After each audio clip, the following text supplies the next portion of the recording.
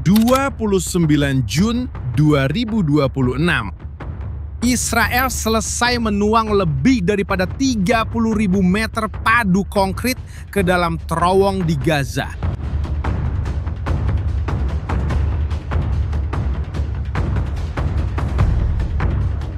Hampir 1.000 lori dan 3 bulan kerja diperlukan. Semuanya untuk menutup 16 km laluan bawah tanah, mengisi setiap ruang sehingga menjadi batu pejah.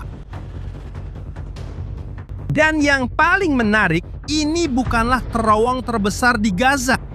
Dan juga bukan yang paling berbahaya. Tapi, ia adalah tempat yang menerima tuangan konkrit terbesar yang pernah dilakukan oleh tentara Israel di satu tempat. Jadi, persoalannya bukanlah bagaimana Israel melakukannya. Apa yang sebenarnya tertanam di dalamnya? Dan mengapa ia begitu berharga? Saya akan jawab soalan itu sekarang. Untuk Anda faham betapa besarnya jawapan ini, pertama sekali, saya perlu tunjukkan sesuatu yang hampir tiada siapa nampak bila mereka melihat peperangan ini. Kerana apa yang menentukan segalanya dalam peperangan ini sebenarnya tidak berlaku di permukaan. Ia berlaku di bawah kaki Anda. Lihatlah. Apabila kita membayangkan kuasa kumpulan seperti Hamas, kita membayangkan apa yang muncul dalam gambar. Lelaki bersenjata, roket dilancarkan, bangunan. Perkara yang boleh dilihat dan dikira.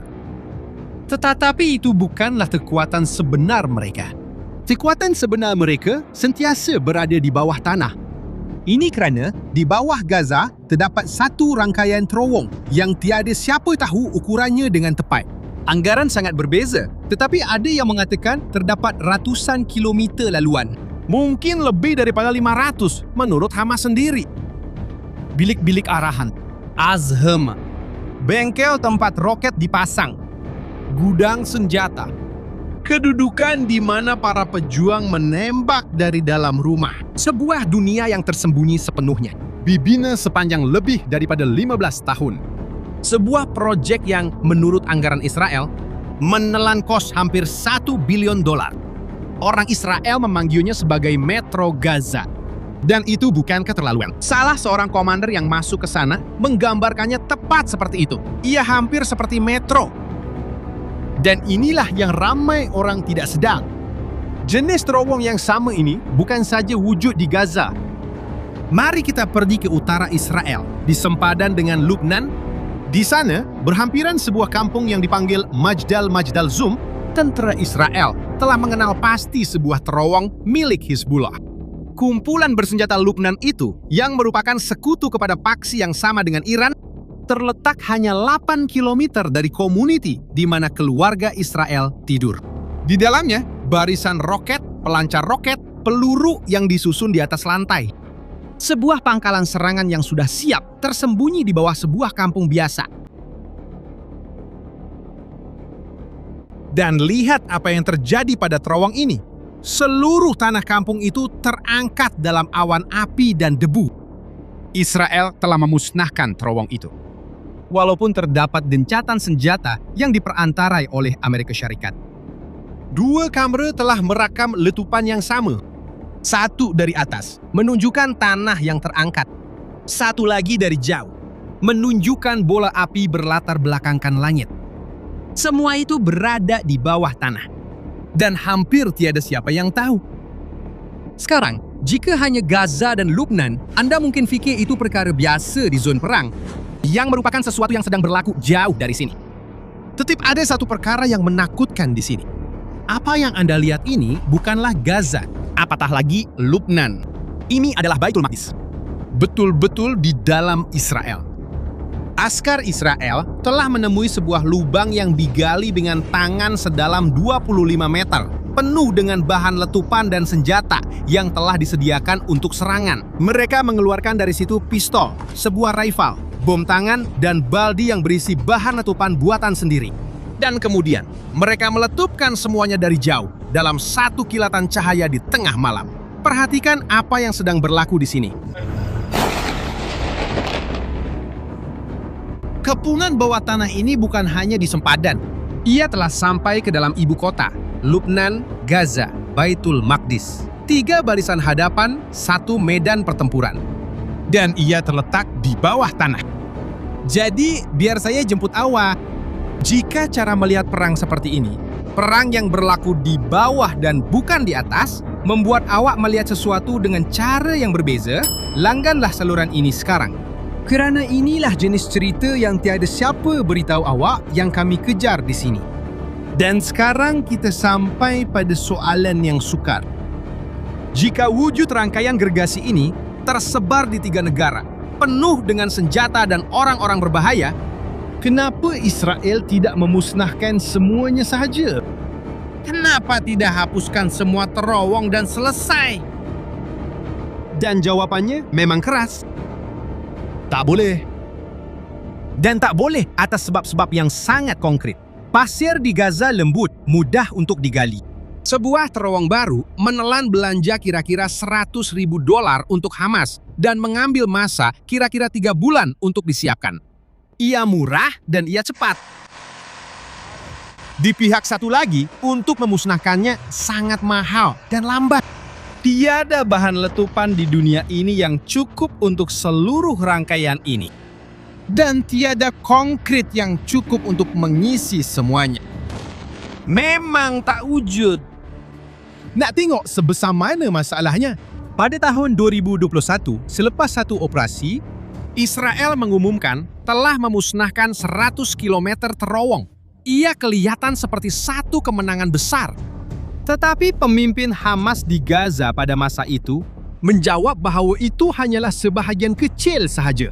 Bahawa rangkaian itu melebihi 500 km dan mereka hampir tidak kehilangan apa-apa. Dan apabila perang besar bermula pada tahun 2023 dan askar-askar Israel akhirnya benar-benar memasuki rangkaian itu, mereka terkejut. Mereka menemui ribuan lubang masuk, jauh lebih banyak daripada sebarang anggaran sebelum ini. Rangkaian itu jauh lebih besar daripada yang dibayangkan. Dan ia masih lagi sebahagian besarnya berada di bawah mereka. Jadi itu sahaja. Adakah kita sudah kalah dalam perang bawah tanah? Kerana jika kau tak dapat musnahkan semuanya, adakah itu bermakna musuh telah menang? Dan inilah titik perubahan. Kerana masalahnya bukanlah jawapannya. Masalahnya adalah soalan itu. Soalan yang semua orang tanya ialah bagaimana untuk memusnahkan semua terowong? Atau mungkin bagaimana untuk menghapuskan Hamas sekali dan untuk selamanya? Dan soalan-soalan ini tidak mempunyai jawapan. Kerana Hamas sebelum menjadi tentera adalah satu idea. Dan anda tidak boleh memusnahkan sesuatu idea. Tak kira berapa banyak konkret yang anda ada, idea tidak boleh ditanam. Tapi ada satu lagi soalan. Dan soalan itu ada jawapannya. Soalan yang betul ialah bagaimana anda menghilangkan keupayaan sesuatu idea untuk membunuh anda. Bagaimana anda melucutkan senjata secara fizikal seorang musuh yang anda tidak dapat hapuskan? Dan jawapan kepada soalan itu adalah keseluruhan strategi Israel hari ini. Daripada cuba memusnahkan semuanya, apa yang telah kita lihat sebagai satu misi yang mustahil, Israel mula memilih. Sekarang, tentera Israel mengklasifikasikan terowong-terowong itu berdasarkan sejauh mana kuasa yang mereka berikan kepada musuh. Terowong yang melintasi sempadan dan membawa senjata dari luar, itu adalah keutamaan. Yang menghubungkan satu kawasan ke kawasan lain dan membenarkan musuh bergerak secara tersembunyi, keutamaan. Bilik-bilik arahan, jantung sistem, keutamaan tertinggi. Dan bagaimana pula dengan terowong-terowong kecil, tempat-tempat tempatan yang tidak begitu bernilai? Yang itu mungkin tidak akan pernah dimusnahkan. Dan itu tidak mengapa. Kerana matlamatnya bukan lagi untuk memadamkan seluruh peta. Matlamatnya kini adalah untuk mengambil apa yang benar-benar memberi kuasa kepada musuh. Orang Israel pun telah berhenti bercakap tentang memusnahkan terowong-terowong itu. Hari ini, mereka bercakap tentang menafikan penggunaannya. Dalam kata lain, itu bermakna menjadikan terowong itu tidak berguna. Tak kisah jika kulit luarnya masih ada di bawah sana, asalkan tiada siapa lagi boleh gunakan itu untuk menyerang. Dan itulah sebabnya konkrit sangat penting dan sangat jarang. Menyisi terowong dengan konkrit, menutup rapat sepanjang 16 km sehingga menjadi batu. Ia terlalu mahal untuk dilakukan di semua tempat. Konkrit bukan kaedah biasa, tetapi langkah luar biasa. Inilah yang Israel simpan untuk sasaran yang paling berharga sekali, yang mana berbaloi dengan setiap lori. Ini membawa kita kembali ke permulaan, ke terowong 1000 lori konkrit. Karena sekarang Anda sudah tahu bahwa pembuangan besar-besaran itu bukanlah secara rawa. Israel tidak membelanjakan semua itu dengan sia-sia. Jika terowong itu layak mendapat layanan maksimum, itu kerana terowong itu memang layak mendapat layanan maksimum. Dan disitulah soalan yang masih belum terjawab sejak awal tadi. Apa yang ada di dalamnya? Terowong itu adalah pusat kawalan Brigade Rafah, salah satu pasukan utama Hamas di selatan Gaza. Terdapat kira-kira 80 bilik di bawah sana. Ia melalui di bawah seluruh kawasan perumahan. Di bawah masjid, sekolah, taska, dan klinik. Sebuah markas besar yang tersembunyi di bawah kehidupan biasa orang ramai. Tetapi itu bukan sebab terowong ini tercatat dalam sejarah. Ia adalah kerana seorang lelaki. Nama beliau ialah Hadar Goldin, Lieutenant dalam tentera Israel. Beliau berumur 23 tahun. Beliau seorang seniman, suka melukis. Beliau sudah bertunang dan akan berkahwin beberapa bulan kemudian. Dan pada 1 Ogos 2014, beliau sedang bertempur di Rafah, Gaza. Pada hari itu, ada gencatan senjata. Satu gencatan senjata selama 72 jam yang diusahakan oleh Pertubuhan Bangsa-Bangsa Bersatu dan Amerika Syarikat, yang baru sahaja bermula sedikit lebih daripada sejam yang lalu. Sepatutnya ia adalah satu jeda, satu nafas lega. Dan dalam nafas lega itulah lelaki-lelaki Hamas keluar dari sebuah terowong, menyerang unit Hadar, membunuh 3 askar, dan menyeret mayatnya ke dalam tanah.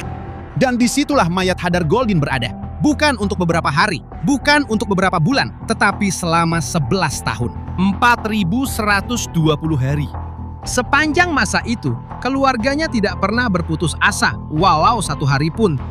Ibunya Lia dan ayahnya Simcha membawa nama anak mereka ke seluruh dunia. Dia berucap di Pertubuhan Bangsa-Bangsa Bersatu di Geneva, memohon kepada sebuah dewan yang penuh dengan wakil-wakil negara.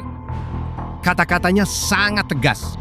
Dia berkata, "Bayangkan jika itu adalah anak Anda." Selama bertahun-tahun, mereka berasa keseorangan dalam perjuangan ini. Mereka terpaksa berjuang malah untuk memasukkan nama anak mereka sendiri dalam senarai rasmi. Tapi mereka tidak berhenti. Dan pada akhir 2025, selepas 11 tahun, jasad Hadar Goldin akhirnya pulang ke rumah. Kembali untuk dikebumikan di Israel dengan penuh kehormatan. Dengan bendera di atas keranda. Dengan askar-askar yang pernah berjuang bersamanya membentuk barisan pengawal. Di luar rumah, ibunya berkata perlahan, hanya 6 perkataan. "Dia milik kita." Dia sudah di rumah. Dan Ketua Angkatan Tentera Israel semasa pengebumian berkata satu ayat yang menjelaskan segala yang anda baru sahaja lihat. Dia berkata, "Lingkaran itu sudah lengkap." Sekarang kamu faham tentang konkrit. Terowong itu yang menerima 1000 lori. Itulah dia. Itulah terowong di mana mayat Hadar Goldin disembunyikan selama 11 tahun. Dan apabila Israel mengisi laluan itu dengan konkrit, menyegelnya selama-lamanya, mereka bukan sekadar menutup satu lubang di tanah.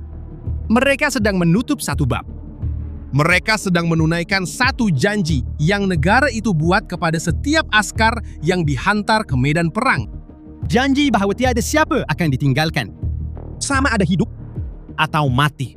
Tiada siapa. Dan disinilah cerita ini menunjukkan hakikat sebenarnya di sebalik segalanya. Kerana kemenangan Israel tidak pernah tentang membunuh satu idea. Itu tak boleh. Kemenangan itu adalah menghilangkan kegelapan tempat idea itu bersembunyi dan membawa kembali ke cahaya apa yang telah dikuburkannya di bawah sana. Tapi ia tidak berakhir di sini. Dan awak perlu tahu tentang itu.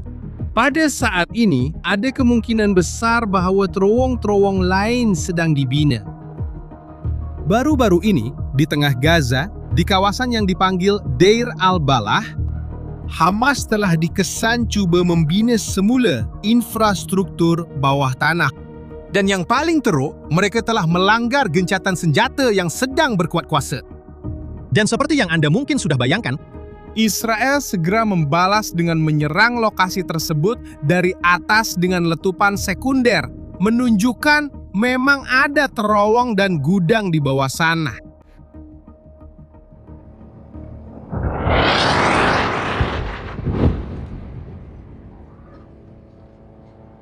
Hakikatnya, tanah Gaza masih menyimpan ratusan kilometer laluan. pejuang Hamas akan pergi ke sana dan menggali semula. Kisah ini, malangnya, masih akan berterusan. Kerana perang bawah tanah tidak berakhir dengan terowong yang telah ditutup itu, ia akan menjadi medan pertempuran untuk tahun-tahun akan datang. Dan atas sebab itulah, kita akan terus mengikuti setiap pergerakannya di sini dari dekat. Jika Anda ingin memahami perang ini yang hampir tidak muncul di tajuk utama, langganlah saluran ini dan aktifkan notifikasi. Untuk mengakhiri, saya ingin tinggalkan satu soalan. Satu soalan yang bahkan general pun tidak pasti jawapannya. Adakah mungkin untuk menghapuskan terowong-terowong Hamas sepenuhnya? Atau adakah mereka akan sentiasa mencari jalan untuk menggali semula? Tulis pendapat Anda di bawah. Saya baca komen-komen Anda. Terima kasih banyak kerana menonton sampai sini. Kita jumpa di video seterusnya.